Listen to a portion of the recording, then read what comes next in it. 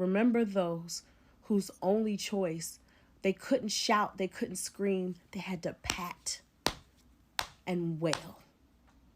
So, just wanted to share that. I loved someone's take. I can't remember who it was, but she was talking about why maybe the indigenous people were just like, yeah, it's getting dark and we gotta go. And at that point, like if you think about Jim Crow era, there was already a forcible removal of the Choctaw people from their traditional homelands, which is Mississippi and Alabama. So through the Trail of Tears, they were actually forcibly removed to Oklahoma. So at that point, that was like 100 years prior. They had already been decimated and repopulated because they weren't even considered a nation until like mid-30s. So same time period. So why would you willingly put your people through that, right? I don't blame them. I feel like they dropped some gems and then we're out of there. But I hope that we do get more. The whole fact that there were vampire hunters in the beginning of that film and they never came back was the one thing that I hated about the film. The film was like a 10 out of 10 except for that.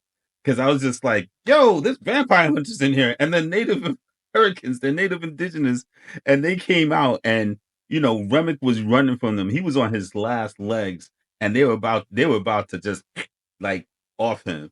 And by the grace of whatever God he prayed to, he survived and lived and for another day. And then, you know, wrought chaos upon the community. But the Native Americans, they came and they were like, hey, there's a really bad dude around. Have you seen him? Because if you have, you need to let us know because we need to take care of this like right now. You know, the sun is going down and we need to get him right now. So if you let us in, let us, you know, we'll take care of him. If he's in there. Is he in there? And they were like, nah, he's not in here.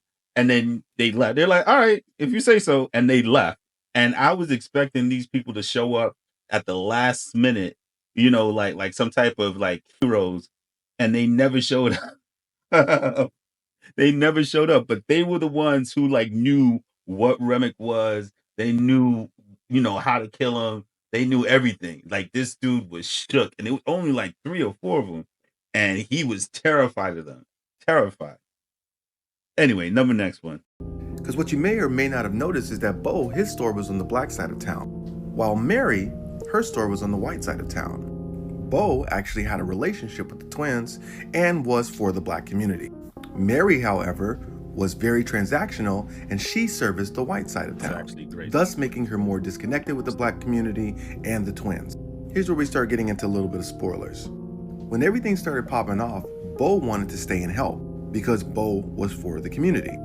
She was like, we don't owe these Negroes anything. And ultimately, when it came to her and hers, she sold out the entire group. What's also represented in Mary and in Lisa is the thought that their children are being affected by black issues, namely affirmative action. Because if you didn't know this, the reason why affirmative action was dismantled was because Asian people brought cases to the Supreme Court saying that their children were being denied access into big schools because black people, unqualified black people, were getting in. While she was reading through her script, she felt like there wasn't enough context to why her character did what she did. Spoilers, she basically tells all the zombies to come in. If you remember, right before she tells them, come in, motherfuckers, or whatever she says, there's a montage of her husband and her kid and basically all the things that are going through her head. And it kind of makes you like, okay, I kind of get it. Like, that montage wasn't there before, but because she spoke up, it got added in. I think that helps.